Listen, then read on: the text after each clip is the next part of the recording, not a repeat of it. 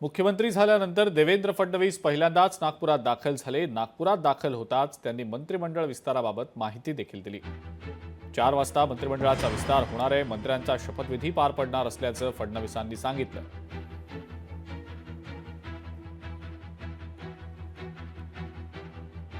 महायुतीतल्या 3ही पक्षाचे आमदार कॅबिनेट आणि राज्यमंत्रीपदाची शपथ घेणार असल्याचं फडणवीसांनी यावेळेला सांगितलेलं आहे।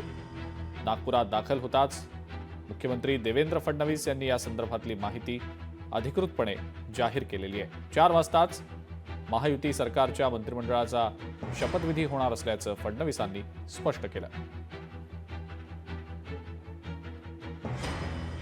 मंत्रिमंडल का विस्तार 4 बजे होने वाला है और उसमें तीनों पार्टियों के जो मंत्री है और राज्य मंत्री है वो शपथ लेंगे।